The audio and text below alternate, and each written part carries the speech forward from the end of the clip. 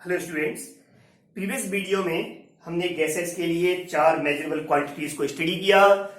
Pressure, volume, temperature और amount of gas के लिए नंबर ऑफ मोल्स। यहां पर हम बात करने जा रहे हैं गैस लॉस की। गैस लॉस एक्चुअल में किसी भी एक क्वांटिटी पर होने वाला इफेक्ट जो है उसकी स्टडी बताता है किसी दूसरी क्वांटिटी के वेरिएशन का, लेकिन अदर टू क्वांटिटीज को कांस्टेंट रखते हुए। इन गैस लॉस को शॉर्ट में हम इस तरह से याद रख सकते हैं कि अगर मैं टेम्परेचर और amount of gas that is number of moles उसके कांस्टेंट रखूं तो किसी भी गैस का वॉल्यूम उसके प्रेशर के इनवर्सली प्रोपोर्शनल होता है। इस लॉ को हम बॉयल्स लॉ या मेरियट लॉ बोलते हैं। किसी भी गैस का कांस्टेंट प्रेशर पर एक फिक्स्ड अमाउंट ऑफ गैस के लिए उसका वॉल्यूम उसके एब्सोल्यूट टेम्परेचर के डायरेक्टली प्रोपोर्शनल होता है। यहां इस एब्सोल्यूट टेम्परेचर का मतलब है temperature in kelvin, it should not be in degree centigrade. इसकी स्टडी हम आगे चार्ल्स लॉ के डिटेल्स में करेंगे। आगे हम बात करें कि अगर हम किसी गैस का कांस्टेंट टेम्परेचर और प्रेशर दैट इज प्रेशर और टेम्परेचर कांस्टेंट रखते हुए अगर उसके नंबर ऑफ मोल्स या अमाउंट इंक्रीज करते हैं तो उसका वॉल्यूम इंक्रीज होता है। That is volume is directly proportional to its number of moles at constant pressure and temperature. किसी भी गैस के फिक्स्ड अमाउंट ऑफ गैस और उसके कांस्टेंट वॉल्यूम पर उस गैस का प्रेशर एब्सोल्यूट टेम्परेचर के डायरेक्टली प्रोपोर्शनल होता है, that is temperature in kelvin. इसी तरह से एक प्रेशर लॉ जो है उसको हम यहाँ पे ड्राइव कर सकते हैं, बना सकते हैं। किसी भी गैस का प्रेशर उसके नंबर ऑफ मोल्स को इंक्रीज करने पर, अमाउंट इंक्रीज करने पर इंक्रीज होता है, that is pressure is directly proportional to its number of moles, but ये याद रखें at constant volume and temperature volume को कांस्टेंट रखते हुए। इस तरह से हम यहाँ पे कुछ लॉज हैं, इनके हम नाम दे देते हैं Boyle's law, Charles law, Avogadro's law, Gay Lussac's law और प्रेशर लॉ। यहाँ पर बॉयल्स लॉ को मेरियट लॉ या गैलुसैक्स लॉ को एमिटन्स लॉ भी बोलते हैं। अगर हम यहाँ पे डिटेल स्टडी करें तो सबसे पहले हम बात करते हैं बॉयल्स लॉ की। बॉयल्स लॉ के अकॉर्डिंग एक बार फिर यहाँ पे आप देखें कि इसको हम किस तरह से स्टेटमेंट के फॉर्म में लिख सकते हैं। Volume of a fixed amount of gas is inversely proportional to P at constant temperature. Volume of a fixed amount of gas, एन यहां पर हमने कांस्टेंट रख दिया, is inversely proportional to its pressure that is V proportional to 1 by P at constant temperature. और हमने temperature को constant यहां पर रखा हुआ है, that is V proportional to 1 by P। हम यहां पर प्रोपोर्शनलिटी साइन से रिमूव करते हैं तो एक प्रोपोर्शनलिटी कांस्टेंट आएगा जिसको हम यहाँ पे K से रिप्रेजेंट कर रहे हैं। So V is equal to K by P और we can write it as P is equal to K by V। यहाँ पर K प्रोपोर्शनलिटी कांस्टेंट है, P into V that is PV is equal to constant जिसको हमने K से represent किया हुआ है। इससे क्लियर हो रहा है कि फिक्स्ड अमाउंट ऑफ गैस के लिए कांस्टेंट टेम्परेचर पर प्रेशर और वॉल्यूम का प्रोडक्ट हमेशा कांस्टेंट होता है। अगर आप प्रेशर चेंज करते हैं वॉल्यूम चेंज होगा, लेकिन प्रेशर और वॉल्यूम का जो प्रोडक्ट है वो हमेशा सेम रहेगा, कांस्टेंट रहेगा। That is P1V1 is equal to P2V2। किसी एक कंडीशन पर या किसी दूसरी कंडीशन पर या किसी तीसरी कंडीशन पर प्रेशर और वॉल्यूम का जो प्रोडक्ट होगा वो हमेशा सेम रहता है। अगर हम यहाँ पर इस वेरिएशन को ग्राफिकली रिप्रेजेंट करें तो हम यहाँ पे देख सकते हैं कि P is equal to K by V को K 1 by V से रिप्रेजेंट करें। हमने Y एक्सिस पर P लिया हुआ है और यहाँ पर X एक्सिस पर V वॉल्यूम लिया हुआ है, तो ये यहाँ पे क्लियर है कि ये Y proportional to 1 by X के कर्व को रिप्रेजेंट कर रहा है। आपने कर्व की स्टडीज की हुई है 10th क्लास तक, तो अगर हम इसके बेसिस पे देखें तो this curve will be in form of rectangle, that is rectangular curve होगा ये। इस रेक्टेंगुलर कर्व को हमने ड्रॉ किया हुआ है, प्रेशर और वॉल्यूम के वेरिएशन को रिप्रेजेंट कर रहा है, लेकिन एट कांस्टेंट टेम्परेचर। जो भी कर्व कांस्टेंट टेम्परेचर पर ड्रॉ किए जाते हैं उन्हें हम आइसोथर्म बोलते हैं, तो ये एक प्रेशर और वॉल्यूम का आइसोथर्म है। अगर हम इसके आगे इन कर्व के स्लोप की बात करें तो स्लोप निकालने के लिए बहुत जरूरी होता है, स्लोप हम लोग जानते हैं कि dp by dv से रिप्रेजेंट कर सकते हैं, परपेंडिकुलर अपॉन बेस का एक स्मॉल वेरिएशन। तो यहाँ पर ये स्लोप dp by dv निकालने के लिए मेरे पास बड़ा आसान तरीका है कि मैं इस इक्वेशन को डिफरेंशिएट फॉर्म में लिखूंगा। तो ये हो जाएगा P dV plus dPV is equal to 0। मैं इसे लिख सकता हूं dPV इज इक्वल टू, इधर आएगा तो माइनस P dV, मैं dV बदल ले जा सकता हूं तो dP by dV that is slope is equal to minus P V इधर आ जाएगा बाई V। ये स्लोप रहा, लेकिन इस स्लोप को हम एक और तरीके से रिप्रेजेंट कर सकते हैं। यहां पर हमें दिख रहा है P is equal to K by V है, तो मैं इसे यहां पर P पर K बाई V लिखूं तो ये हो जाएगा minus K by V square. आपके सामने स्लोप जो है वो दो ऑप्शंस में आ सकता है, माइनस P बाई V और minus K by V square. Negative slope है जो ये बता रहा है कि प्रेशर के साथ में वॉल्यूम का रिलेशन इनवर्सली होता है, दैट इज प्रेशर इंक्रीज होगा तो वॉल्यूम डिक्रीज होगा, प्रेशर डिक्रीज होगा तो वॉल्यूम इंक्रीज होगा। मैं यहां पर कुछ और कर्व ड्रॉ करता हूं, जिसके लिए मैं प्रेशर और 1/v का कर्व ड्रॉ करूं यहां पर, तो मैं इस फॉर्म को लिख सकता हूं y प्रोपोर्शनल टू x के टर्म्स में। फॉर एग्जांपल मैं यहां पर ये कहना चाह रहा हूं कि मैं अब कर्व ड्रॉ कर रहा हूं प्रेशर और 1/v के साथ। एक बार फिर आप उसे देखें। अब मैंने यहां पर इसमें P जो लिया है वो y एक्सिस पे लिया है और 1/v कंप्लीट 1/v मैंने x एक्सिस पे लिया हुआ है। So this will be y is equal to mx, equation of straight line passing through origin. आप लोग 10th क्लास की स्टडी किया हुआ है, जिसका स्लोप m होगा। So ultimately the curve will be like this. It is also isotherm, that is temperature constant है। आप यहां पर इसको रिप्रेजेंट कर सकते हैं एट कांस्टेंट टेम्परेचर, या आप इसे आइसोथर्म बोले तो एक आइसोथर्म है that is a constant temperature पर प्रेशर और वॉल्यूम के रिलेशन को रिप्रेजेंट कर रहा है। मैं इसी तरह से अगर यहां पर PV दैट इज प्रेशर और वॉल्यूम के प्रोडक्ट, प्रेशर वॉल्यूम का प्रोडक्ट, इसका कर्व ड्रॉ करूं, इसका वेरिएशन देखूं प्रेशर के साथ या वॉल्यूम चेंज के साथ, तो जैसा कि हमने कहा कि आप प्रेशर चेंज करते हैं या वॉल्यूम चेंज करते हैं कांस्टेंट टेम्परेचर पर फिक्स्ड अमाउंट ऑफ गैस का, तो दूसरी क्वांटिटी चेंज होगी, लेकिन प्रेशर और वॉल्यूम का प्रोडक्ट जो है वो हमेशा कांस्टेंट रहेगा। So PV will remain constant at every range of volume और at every range of pressure at constant temperature, so it is also isotherm। इस ग्राफिकल स्टडी, इस वेरिएशन को हम बड़े ध्यान से हमें देखना चाहिए और अपने मैथमेटिकल इसके कंसेप्ट्स को क्लियर करना चाहिए। इसको और क्लियर करने के लिए हम कुछ क्वेश्चंस स्टडी करते हैं। एंड स्टूडेंट्स, कुछ कर्व हम देखते हैं यहां पर। ड्रॉ द फॉलोइंग, क्वेश्चन है draw the following curves representing Boyle's law. ये यहां पर इसलिए लिखा हुआ है कि आपको ये सभी आइसोथर्म है, दैट इज कांस्टेंट टेम्परेचर पर, और अमाउंट ऑफ गैस जो है ये दोनों वैल्यूज कांस्टेंट है, दैट इज बॉयल्स लॉ को रिप्रेजेंट करते हुए कर्व ड्रॉ करने हैं। प्रेशर और वॉल्यूम के वेरिएशंस को रिप्रेजेंट करना है।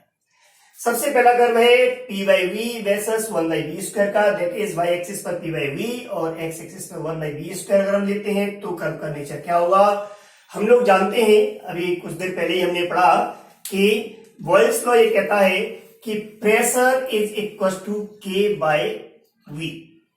अगर मैं यहां पर इसमें दोनों तरफ डिवाइड कर दूं V से, तो ये हो जाएगा P बाई V और इधर डिवाइड करने पर V से हो जाएगा K बाई V स्क्वायर। मैंने y एक्सिस पर लिया हुआ है P by V is equal to, यहां पर इसके कांस्टेंट वैल्यू को मैं स्लोप m कहता हूं, तो ये 1/v स्क्वायर बचेगा, जिसको मैं लिया 1/v स्क्वायर, जिसको मैं लिया हुआ है x एक्सिस पर, और you can write K 1/v square, that is 1/v square किस पर है, x पर, that is y is equal to mx curve है, that is it will be straight line passing through origin जिसका slope m होगा। तो ये curve की नेचर ए आइसोथर्म कुछ इस तरह से बनेगा। अगर हम बात करते हैं P by V versus 1/v की, y एक्सिस पर ये और इस पर ये है, तो मैं इसी इक्वेशन जो मैंने यहाँ पे लिखा हुआ है इसी को मैं आगे कंटिन्यू करता हूं, तो मैं यहां पे इसे बोल सकता हूं और P by V is equal to K, और ये यहां पर 1/v स्क्वायर, इसको मैं लिख सकता हूं 1/v whole square, 1 by v square that is 1 upon v पे पावर 2। तो इस केस में अब मैंने y एक्सिस पर जो रिप्रेजेंट किया हुआ है वो है p by v, it is at y axis, ये अपना कांस्टेंट है k, so it will be proportional. 1 by v को मैंने लिया हुआ है, इस वैल्यू को मैंने लिया हुआ है x एक्सिस पर, दूसरा वेरिएबल है 1 by v जिसको मैंने x कहा है, so it is power 2, that is ये y proportional to x square curve है, दैट इज ये आपका पैराबोलिक होगा, लेकिन इसकी नेचर क्या होगी, कुछ इस तरह से। रीजन आप समझते हो, अगर मैं x में इंक्रीज 2 का करता हूं तो y में इंक्रीज 4 का हो जाएगा, दैट इज यहाँ इंक्रीज थोड़ा सा तेज होगा। अगर मैं बात करता हूं next curve 1 by v square versus p का, तो वेल्स लॉ के अकॉर्डिंग अभी हमने पढ़ा कि 1 by v p is equal to 1 by v और 1 by v is equal to p और sorry k by v that is proportional to p। मैं यहां पर इस वैल्यू में मैं दोनों तरफ s का स्क्वायर कर देता हूं, 1 by v को मैं k by v equal to p represent करता हूं, मैं इसको अब यहां पर स्क्वायर ऑन बोथ साइड्स, तो k square 1 by v square is equal to p square. अब यहां पर आप ध्यान से देखें, मैंने यहां पे क्या है 1 by v स्क्वायर जो है वो y एक्सिस पे लिया हुआ है, तो मैं यहां पर 1 by v square that is at y axis is equal to, मैंने x एक्सिस पे लिया हुआ है p, so ultimately p square divide by 1 by k square. ये कांस्टेंट वैल्यू है तो इसका इनवर्स भी कांस्टेंट ही रहेगा। तो यहां पर अब हम एक बार फिर देखें तो 1 by v square at y axis is proportional to, इस कांस्टेंट के लिए हम यहां प्रोपोर्शनल बोल देते हैं, इज प्रोपोर्शनल टू p जो है वो x एक्सिस पे है तो x square, because p is at x axis, दूसरा वेरिएबल है वो p है, तो ये भी y proportional to x square पर डिपेंड कर रहा है, दैट इज ये भी कर्व इसी नेचर का होगा, इट ऑल्सो हैज दिस। ये all are at constant temperature से याद रखें, ये सभी आइसोथर्मिक। अगर हम नेक्स्ट यहां पे प्लॉट ड्रॉ करते हैं v प्रोपोर्शनल 1 by p का, तो बिल्कुल सेम इसी तरीके से आप यहां पर रिप्रेजेंट कर सकते हैं, that is k by p is equals to v और स्क्वायरिंग ऑन बोथ साइड्स, आप स्क्वायर करते हो तो क्या हो जाएगा ये आपका k square by 1 upon p square is equals to v square. अब आप यहां पर y एक्सिस पे क्या ले रहे हैं v, दैट इज ये अब यहां पर हो गया आपका y स्क्वायर,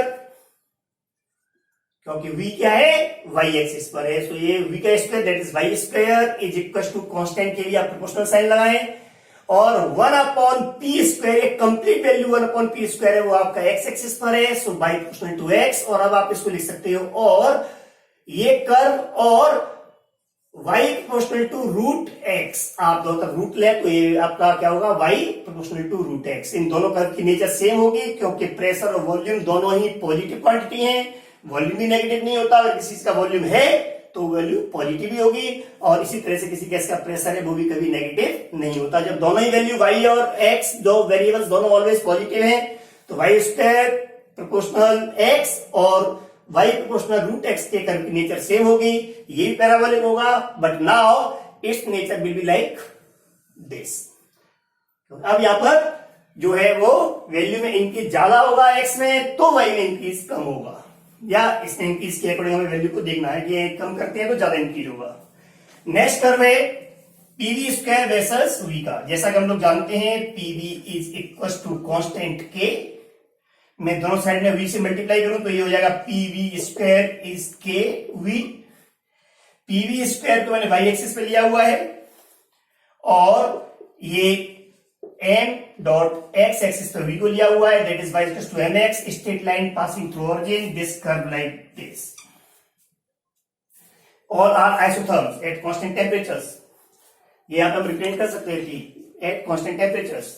अगर हम बात करते हैं log p versus log v inverse, that is log 1 by v, जिसको मैंने v इनवर्स लिखा हुआ है यहां पर। मैं इस कर्व की बात करता हूं तो अगेन जैसा कि मैंने आपसे कहा कि pv is equal to constant, अगर मैं इसके लिए log लेता हूं यहां पर तो ये हो जाएगा log p plus log v is equal to log k। इसे मैं लिख सकता हूं log p, मैंने y एक्सिस पे लिया हुआ है, सो y axis is equal to log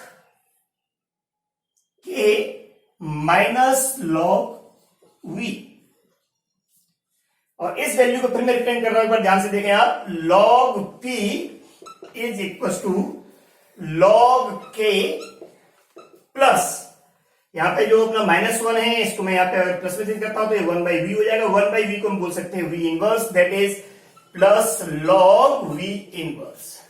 अब यहां पर आप देख सकते हैं कि ये किस फॉर्म को रिप्रेजेंट कर रहा है, y is equal to mx plus c constant. यहां पर x एक्सिस पे लिया हुआ है log v inverse, y axis पे लिया हुआ है log p, तो यहां पर इसका जो स्लोप m होगा वो विल बी 1। अगर स्लोप 1 है तो इसका मतलब एंगल कितना होगा, 45। सो it will be a straight line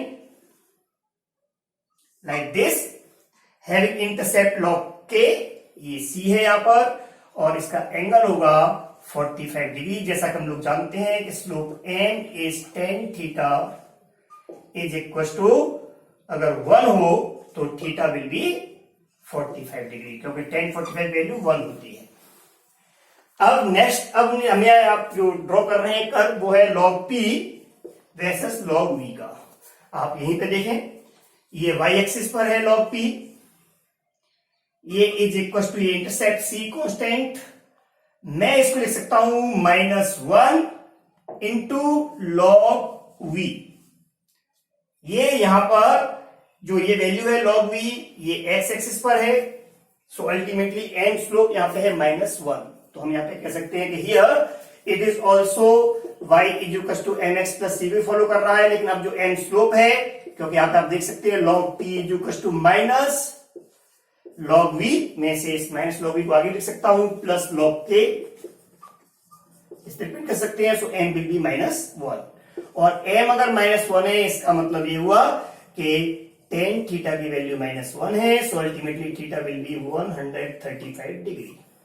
तो यहां पर guys it is also a straight line, y axis पर एक पॉजिटिव इंटरसेप्ट होगा ये यहाँ पे c, और अब इस पॉजिटिव इंटरसेप्ट पर अगर हम बात करते हैं स्लोप नेगेटिव की, तो ये स्लोप नीचे आना चाहिए। तो मैं थोड़ा कर्व के लिए यहां से पेंट कर देता हूं, इट इज c, और नेगेटिव स्लोप है, this will be like this. और यहां पर जो एंगल होगा x एक्सिस पे, अगर यहां पर एंगल रिप्रेजेंट करते हैं तो this angle will be 135 degree. These are the few curves. इस तरह से आप लोगों से गैस लॉज में आगे भी और भी किसी भी तरह से वो चेंज को अपने अकॉर्डिंग रिप्रेजेंट करते हुए आप लोगों से हमको पूछ सकता है। बट ऑलवेज रिमेंबर कि बॉयल्स लॉ जो है उसमें कांस्टेंट टेम्परेचर पर ये रिलेशन है main, that is P proportional to 1/v, और V प्रोपोर्शनल टू 1/p को आप दिमाग में रखते हुए इसको मैथमेटिकली कई तरीके से रिप्रेजेंट कर सकते हैं, और कई तरह के हम आइसोथर्म ड्रॉ कर सकते हैं। And now next question. Initially हमारे पास ये 2 बल्ब हैं, जिनमें एक में 1 एटमॉस्फेयर पर गैस भरी हुई है, 2 लीटर वॉल्यूम है। सेकंड जो है इसमें वो भी 2 लीटर का है, लेकिन वैक्यूम है, that is having no gas. Question है कि प्रेशर क्या होगा अगर हम इस स्टॉप वाल्व को ओपन कर दे। तो हम लोग ये जानते हैं कि यहाँ पर अमाउंट ऑफ गैस कांस्टेंट है, क्योंकि इस तक कोई गैस नहीं है। टेम्परेचर भी यहाँ पर कांस्टेंट लेके चलेंगे, यहाँ पे T कांस्टेंट है। तो उस केस में आप लोगों का फाइनल प्रेशर क्या होगा। तो पहले P1 V1 is equal to P2 V2।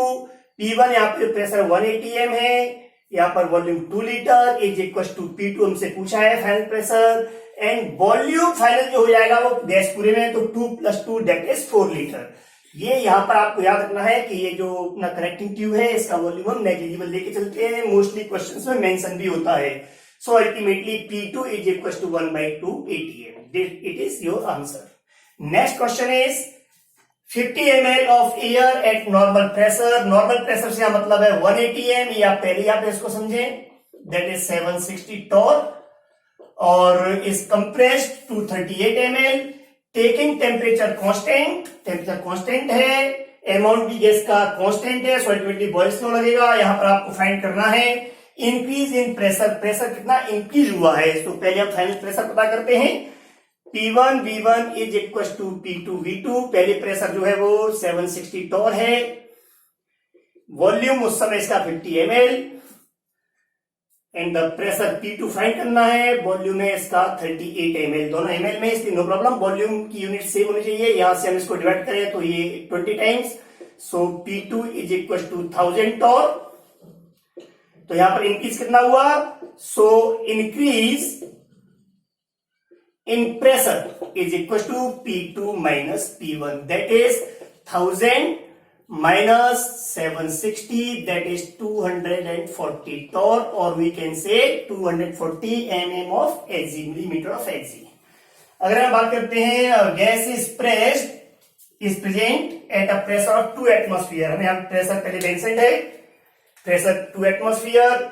What should be increase in pressure, pressure में इंक्रीज पूछा है, पहले प्रेशर में मालूम है P1, अगर हम फाइंड प्रेशर P2 फाइंड कर ले तो हम उसको P2 माइनस P1 से बिल्कुल इसी तरह से इंक्रीज पता कर सकते हैं। The volume of gas can be decrease to 1/4 of initial volume, initial volume से फाइनल वॉल्यूम है वो 1/4 तक हमने इसको कम कर दिया है। तो हम यहाँ पे कह सकते हैं कि अगर यहाँ पर फिर वो इक्वेशन लगाए P1 V1 is equal to P2 V2 के अकॉर्डिंग इसको हम सॉल्व करते हैं, तो ये कहना चाह रहा है कि प्रेशर 2 एटमोस्फियर है, V1 वॉल्यूम को V1 ही रखे हम यहाँ पर, फाइनल प्रेशर P2 फाइंड करना है, लेकिन V2 जो है वो V2 is 1/4 of initial pressure, that is V1, 1/4 of initial pressure, वो सॉरी आपका इनिशियल वॉल्यूम, तो इनिशियल वॉल्यूम V1 का 1/4 है, दैट इज 1/4 इंटू V1 और V1/4। हम यहाँ पे कह सकते हैं कि V1 cancel by V1, so P2 is equal to 8, ये यहाँ पर हमने प्रेशर 2 एटमोस्फियर लिया हुआ है, so ultimately this will be 8 atmosphere. So increase in pressure, अब प्रेशर में इंक्रीज कितना होगा, increase in pressure is equal to P2 minus P1, P2 कितना है 8 माइनस P1 कितना था 2, so ultimately 6 atmosphere, it is answer. Now इस question में थोड़ा आप ध्यान रखें कि यहां पर लिखा हुआ है to be decreased to 1/4 of initial pressure, वो सॉरी इनिशियल वॉल्यूम, इनिशियल जो वॉल्यूम है उससे 1/4 तक हमने इसको डिक्रीज किया है। लेकिन अब यहाँ पे क्वेश्चन होता है, सेम क्वेश्चन है, मैं चेंज कर रहा हूं, एक बार फोकस करें आप लोग, मैं यहां पे कर रहा हूं 2pa पर by, the volume is decreased by 1/4 of the initial volume, initial volume में से इनिशियल वॉल्यूम का 1/4 डिक्रीज किया जा रहा है। तो अब यहां पर जो एक्सप्रेशन बनेगा वहां पर यह समझना बहुत जरूरी है कि यहां पर तो जो V2 वॉल्यूम था वो 1/4 ऑफ V1 है, लेकिन यहां पर जो V2 वॉल्यूम है वो है V1, इसमें से हमने माइनस किया हुआ है 1/4 ऑफ V1, इनिशियल वॉल्यूम का 1/4 कम कर दिया है, दैट इज 3/4 V1। इक्वेशन पूरा चेंज हो जाएगा, हमने 1/4 ऑफ इनिशियल का कम किया है या 1/4 तक कम किया है। ये थोड़ा सा आप कई बार बच्चे जल्दी में पढ़ करके गलती कर जाते हैं, यहाँ पे 2 और y पे बेसिस ध्यान दें आप। तो इस तरह से यहां पर क्वेश्चन इक्वेशन बन जाएगा P1 V1 is equal to P2 V2 के according, P1 is 2 atmosphere, now V1 को हम V1 लिखा रहने दें, P2 हमें फाइंड करना है, और V2 हो गया 3/4 V1, V1 से V1 cancel, so ultimately guys P2 is equals to 8/3, और you can write 2.666, that is 2.67 atm, क्योंकि एटमोस्फियर में है। so here increase in pressure P2 2.67 minus P1 is 2 atmosphere, so 0.67 atmosphere, ये answer रहा। and now guys the next question, on the surface of earth at 1 atmosphere pressure a balloon is filled with hydrogen gas, occupies 500 ml, this volume is 5/6 of its maximum capacity, the balloon is left in air, it starts rising। ये कहना चाह रहा है कि अर्थ के surface पर एक आपका बैलून है और जिसमें इसका वॉल्यूम V1 है वो 500 ml है, ये इसका प्रेशर जो है वो 1 atm और वी कैन से कि ये 760 टॉर है। इसको इन्होंने छोड़ दिया है और ये ऊपर जाना, इट स्टार्ट्स राइजिंग, ये ऊपर जाना स्टार्ट होता है। जब स्टार्ट होगा तो अभी ये वॉल्यूम है वो इसकी मैक्सिमम कैपेसिटी को हम यहाँ पर वॉल्यूम V2 मान लेते हैं, तो इसकी मैक्सिमम कैपेसिटी सपोज कीजिए ये यहां तक, ये और बढ़ सकता है, इसका वॉल्यूम राइज कर सकता है इतना और, इसके आगे अभी आपका वर्स्ट हो जाएगा। तो ये कह रहा है कि उस हाइट को कैलकुलेट कीजिए eight which the balloon will burst, जहां पर बलून बर्स्ट हो जाएगा। तो अगर सपोज कीजिए कि ये इसकी लास्ट लिमिट है, इस हाइट h तक ये उठ के गया है और यहाँ पे इसका वॉल्यूम V2 हो जाता है, इसके जस्ट अब जैसे प्रेशर और कम होगा वॉल्यूम और बढ़ेगा, ये बर्स्ट हो जाएगा। तो हम इसकी लास्ट लिमिट को कैलकुलेट करते हैं एंड V2 जो है वो कितना होगा, ये हम यहां से कैलकुलेट कर सकते हैं कि जो वॉल्यूम V1 है वो 5/6 है इसकी maximum capacity that is V2 को, जिसको मैंने मैक्सिमम कैपेसिटी माना हुआ है। V1 is 500, so ultimately guys V2 will be 600। इसको आप यहाँ पे कैलकुलेट कर सकते हैं, 600 ml 5 से 100 टाइम्स और यहाँ पे 600 ml। तो हमें V1 V2 मालूम है। यहाँ पर अब प्रेशर कितना होगा ये हम यहाँ पर फाइंड कर सकते हैं, क्योंकि हम जो हाइट हमें दी हुई है वो हमें दिया हुआ है कि टेम्परेचर कांस्टेंट है, वॉइस फ्लो लगेगा, लेकिन इसने कहा हुआ है कि pressure decrease 1 torr for 1 metre. 1 metre rise होने पर प्रेशर में 1 का डिक्रीज आ रहा है। अगर P2 फाइंड हो जाए तो मैं P2 में से P1 माइनस करूंगा, राइज इसमें या डिक्रीज कितना हुआ प्रेशर में, और मैं 1 mm में डिक्रीज इतना है 1 टॉर में, तो कितना डिक्रीज होगा मैं मल्टीप्लाई करके कैलकुलेट कर सकता हूं। सो अल्टीमेटली गाइस वॉइस फ्लो के according P1 V1 is equal to P2 V2 से हम कैलकुलेट करें तो 760 टॉर, क्योंकि हमें एक टॉर में ही वैल्यू दी हुई है प्रेशर डिक्रीज की और हाइट का रिलेशन, तो हम टॉर में कैलकुलेट करते हैं इसे। V1 को हम यहाँ आपका 500 ml, P2 क्या है और V2 600 ml। हम इसको डायरेक्ट भी कर सकते थे वैल्यू पुट करके, और ये हो जाएगा आपका P2 is equal to 760 into 5/6, ये कैंसिल हो जाएगा यहाँ पर। अब मैं यहां पर इस वैल्यू को पुट करता हूं कि यहां पर डिक्रीज कितना हुआ है प्रेशर में, तो decrease in pressure will be P2 minus P1। तो यहां पर P2 है वो 760 5/6 माइनस P1 760, अगर मैं इसको P1 ही बोलता हूं तो ये हो जाएगा आपका 760 इंटू 1/6। सो अल्टीमेटली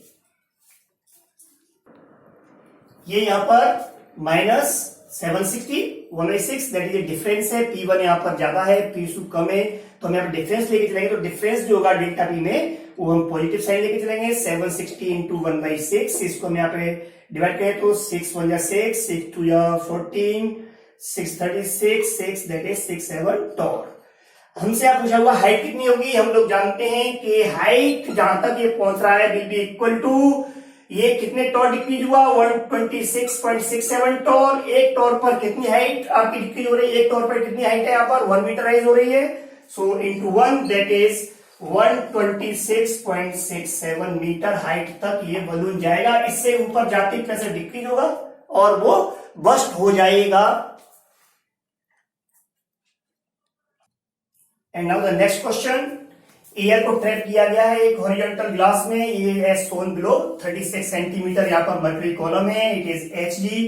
तो हॉरिजॉन्टल कॉलम में इसका वेट नीचे होगा, हम स्टडी कर चुके हैं प्रीवियस वीडियो में प्रेशर किस तरह फाइंड करते हैं। तो यहाँ पर इस गैस का प्रेशर जो होगा वो एटमॉस्फेरिक प्रेशर के बराबर होगा।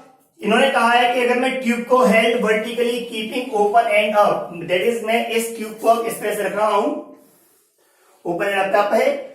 यहां पर एक मर्करी कॉलम ऐसा होने की वजह से क्या होगा, अब इसका वेट है तो ये डाउनवर्ड मूव करेगा, और इस समय जो गैस होगी इस गैस का जो प्रेशर होगा ये इक्वल होगा इन दो प्रेशर्स के, जहां पर एक मर्करी कॉलम का प्रेशर पड़ रहा है और एक इस पे एटमॉस्फेरिक प्रेशर का पड़ रहा है।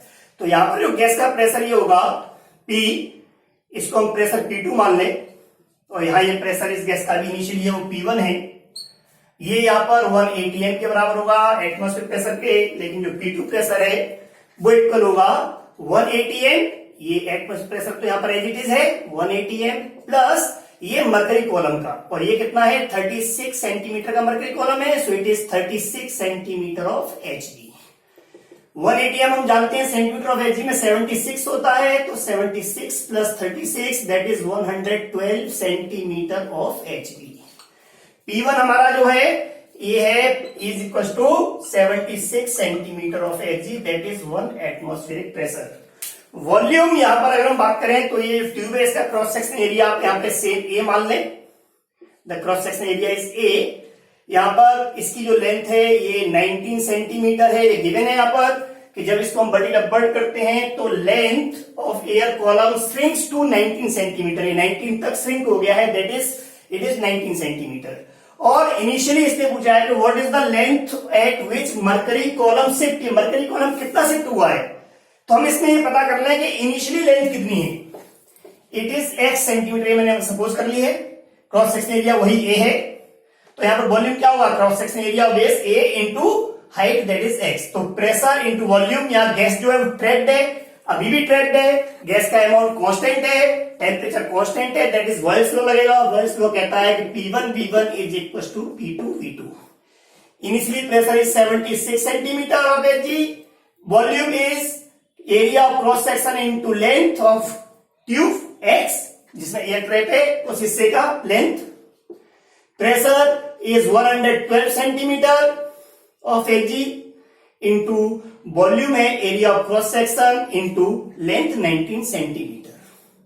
19 4 जा 76, ए से कैंसिल हो जाएगा a, so ultimately x is equal to 4 से डिवाइड कीजिए, 4 2 जा 8, 28 centimetre, that is initially 28 centimetre है। अब यहां पर जब मरकरी कॉलम शिफ्ट हुआ है तो ये 19 सेंटीमीटर है, दैट इज मरकरी कॉलम कितना शिफ्ट हुआ है, so length of Hg column shifted, कितना शिफ्ट हुआ यहां पर, इनिशियली कॉलम कितना था एयर का 28 सेंटीमीटर, माइनस अब कितना है एयर का कॉलम 98 सेंटीमीटर, दैट इज आपका कितना शिफ्ट हुआ 9 centimetre. It is the answer of final question. अब नेक्स्ट वीडियो में हम चार्ल्स लॉ और उस पर बेस्ड क्वेश्चंस को और एवोगैड्रो लॉ को डिस्कस करेंगे। Thank you.